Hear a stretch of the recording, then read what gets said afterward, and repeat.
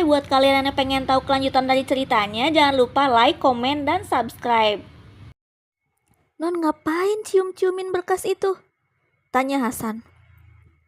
Tiara bingung mau menjawab apa. Mulutnya tiba-tiba kaku. Nafasnya seketika terengah. Hanya bisa menelan ludah dan masih bingung harus menjawab apa pada Hasan. Ini berkas punya gua, ucap Tiara.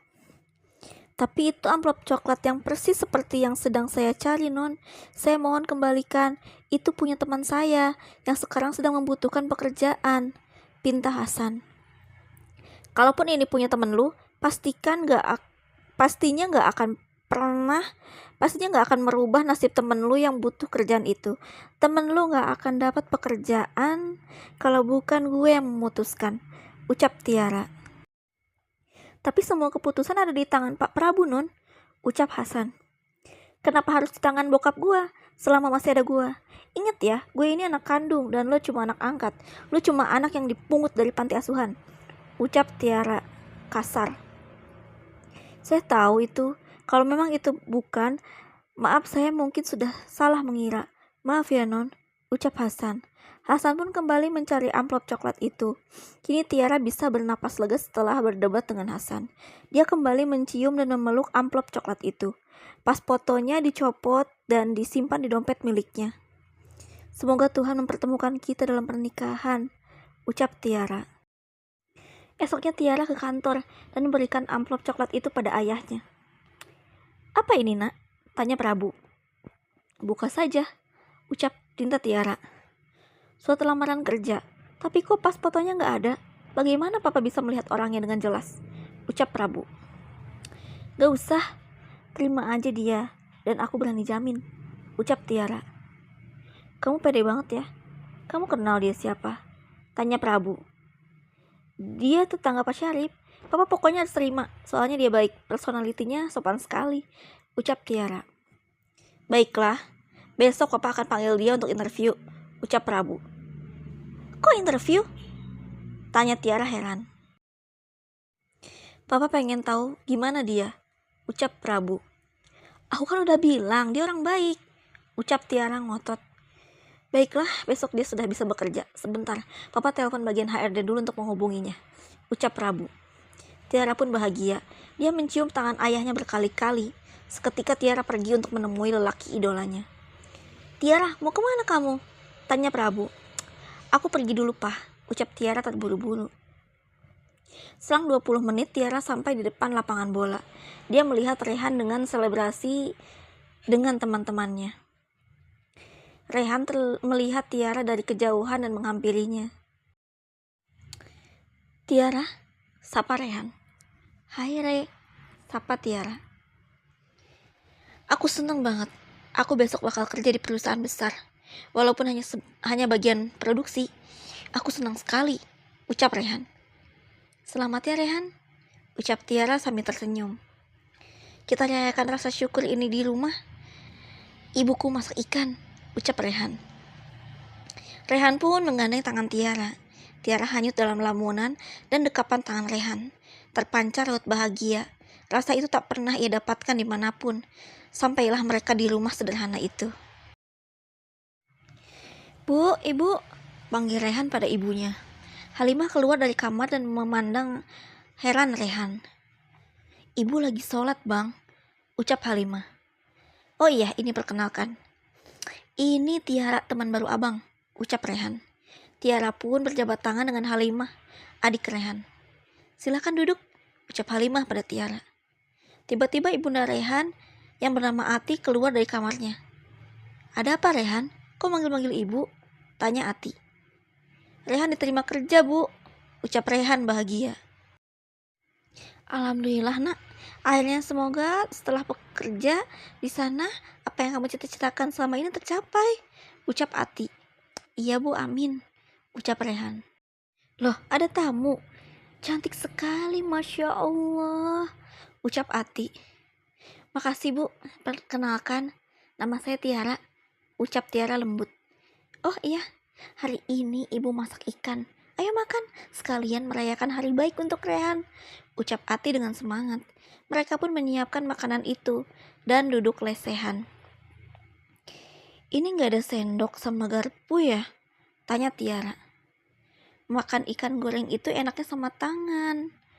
Nih coba, ucap Rehan sambil menyuapi makanan ke mulut Tiara. Hati wanita mana yang tidak meleleh dengan sikap Rehan?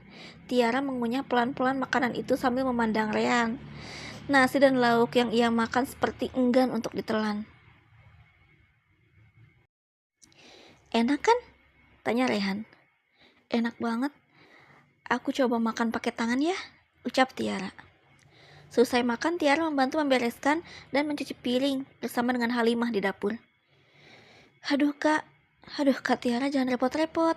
Kita jadi malu sama kakak. Kakak pasti gak pernah tinggal di tempat yang jijik kayak gini, ucap Halimah. Jangan gitu, aku suka kok cara kalian memperlakukan aku seperti ini, ucap Tiara. Termasuk suka juga sama Bang Rehan, tanya Halimah. Tiara terdiam dengan pertanyaan Halimah. Hehe, bercanda kak, tawa Halimah. Tiba-tiba Hasan menelpon Rehan untuk meminta maaf. Halo Reh, maaf banget ya, soalnya surat lamaran itu hilang, ucap Hasan. Hilang gimana? Buktinya gue udah ditelepon sama bagian HRD dari perusahaan itu, ucap Rehan bahagia. Yang benar, gak mungkin deh, apa jangan-jangan itu bohong, ucap Hasan. Gak mungkin bohong, San. Makasih ya, akhirnya gue bekerja, ucap Rehan sambil menutup teleponnya. Hasan masih bingung dengan fenomena ini. Tak lama Hasan menjemput Tiara dengan membawa mobil sedan berwarna silver kesayangan Tiara. Non kok ada di daerah ini? Tanya Hasan heran. Emang kenapa? Tanya Tiara. Enggak sih, cuma kenapa jadi setiap hari kesini? Bukannya Pak Syarif sudah masuk kantor lagi ya? Tanya Hasan. Aku habis wawancara karyawan, ucap Tiara. Kenapa wawancaranya di luar? Kenapa nggak di kantor aja? Tanya Hasan. Lo banyak nanya banget sih, marah Tiara. Tiara yang duduk di kursi belakang terlihat senyum sendiri. Non, baik-baik aja kan? Tanya Hasan. Kalau gue gila, gue juga gak akan minta jemput sama lo, ucap Tiara. Iya maaf non, ucap Hasan manut. Menurut lo Rehan itu orang seperti apa? Tanya Tiara. Orangnya baik dan pekerja keras, jelas Hasan. Kalau masalah hubungan, dia ini orang yang seperti apa? Tanya Tiara lagi. Dia ini kalau suka sama perempuan gak pernah bisa berpaling ke perempuan yang lain, ucap Hasan. Maksudnya dia ini tipe laki-laki setia? Tanya Tiara. Iya bener non, dia setia banget, jelas Hasan. Apa mungkin dia suka sama aku, satu-satunya wanita yang amat sangat dia cintai? Batin Tiara merasa menggelitik. Malam itu ternyata malam minggu. Tiara kembali berdandan untuk bertandang ke rumah Rehan. Semua orang di rumah heran dengan sikap Tiara yang begitu manis dan tak seperti biasa. Tiara, kamu mau kemana? Tanya Ratih. Aku mau keluar, ucap Tiara sambil membetulkan rambut. Kamu kan di sini belum banyak temen, ucap Ratih. Udah kok, aku pamit keluar dulu ya mah, ucap Tiara.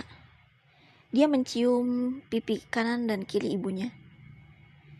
Gak minta diantar sama Hasan saja? Tanya Ratih. Aku mau bawa mobil sendiri, ucap Tiara. Tiara pun melaju ke kediaman Rehan, sedangkan Hasan berada di dapur bersama Mbok Rum. Hasan duduk di kursi yang ada di dapur sambil menikmati kopi. Hasan, kamu gak main ke rumah pacarmu? Tanya Mbok Rum. Nanti saja, dia juga lagi sibuk kayaknya, ucap Hasan. Kamu nyaman sekarang? Tanya Mbok Rum. Nyaman? Memang kenapa Mbok? Tanya Hasan. Soalnya sekarang sudah ada non Tiara, pasti fokus Tuan Prabu ya ke putri semata wayangnya, ucap Mbok Rum. Aku sama sekali gak mau Tuan Prabu hilang fokus ke anaknya. Sudah cukup mereka membantu saya yang bukan siapa-siapa ini. Saya malu kalau meminta lebih. Sedangkan saya tidak ada sedikit pun membantu mereka, ucap Hasan.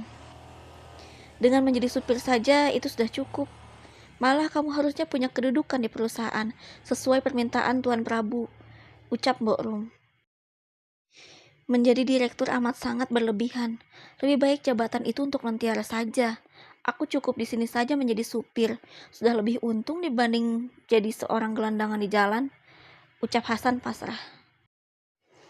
Tiara datang membawa buah-buahan untuk Rehan. Namun saat Tiara hendak menutup mobilnya, tiba-tiba dihadang oleh Mimi, seorang gadis yang juga menyukai Hasan. Mau kemana kamu? Tanya Mimi sinis. Lu siapa? Tanya Tiara. Wah, punya nyali juga ya. Aku Mimi, calon istri Rehan, ucapnya angkuh. Calon istri Rehan? Yakin Rehan mau sama lo? Tanya Tiara. Yakinlah, karena pilihan yang utama adalah saya, ucap Mimi. Ngimpi banget deh kayaknya. Cowok setampan Rehan mana mau sama perempuan bogel dan komedi kayak lo. Minggir lo, gue mau lewat, ucap Tiara sambil menyenggol Mimi. Au, awas aja nanti. Kamu tahu rasa, marah Mimi. Tiara pun datang ke rumah Rehan sambil membawa makanan. Kedatangan Tiara disambut sukacita oleh Halimah dan Ati. Wah, kakak bawa apa nih? Tanya Halimah. Ini ada cake coklat, ucap Tiara. Pasti buat Bang Rehan ya? Tanya Halimah. Enggak kok, ini buat kalian semua, ucap Tiara. Baik banget ya, gak kayak yang kemarin-kemarin, ucap Ati. Yang kemarin siapa? Tanya Tiara. Oh, bukan siapa-siapa. Sana temui Rehan, dia ada di halaman belakang, ucap Ati sambil menunjuk ke arah belakang rumahnya. Tiara pun mendekati Rehan yang tengah melamun. Kamu lagi apa, Re? Tanya Tiara. Tiara, kamu datang ke sini? Tanya Rehan terkejut. Iya, aku sengaja kesini buat ketemu kamu, ucap Tiara malu-malu. Maaf ya, aku lagi ngabisin rokok, ucap Rehan. Gak apa-apa, lanjutin aja. Aku bawa kue barusan, ucap Tiara. Makasih ya, kamu memang perempuan yang baik, ucap Rehan. Ah, biasa aja. Oh iya, kamu sudah siap untuk nanti masuk kerja? Tanya Tiara. Sudah siap sekali. Sangat sulit rasanya bisa menjadi bagian di perusahaan itu kalau bukan karena Hasan, ucap Rehan. Aku loh Re yang perjuangin kamu, bukan Hasan, batin Tiara. Keren memang si Hasan, ucap Rehan yang selalu memuji Hasan. Kamu yakin kalau Hasan yang masukin kamu kerja ke situ? Tanya Tiara. Ya emang siapa lagi? Hasan itu satu-satunya orang yang dekat dengan pemilik perusahaan. Anak kandungnya saja tidak dekat dengan si pemilik, ucap Rehan. Oh, si Hasan memang ngajak adu mekanik. Jadi dia pakai kekuasaan untuk mendapatkan simpati orang-orang sini. Kalau gitu namanya menyalahgunakan, batin Tiara kesal. Tiba-tiba ada seorang yang lari kencang di balik semak-semak pekarangan belakang rumah Rehan. Siapa itu? Ucap Tiara lantang. Rehan pun mengejarnya. Namun orang itu lari sangat kencang. Tiara mendekati Rehan. Rehan, dia siapa? Tanya Tiara.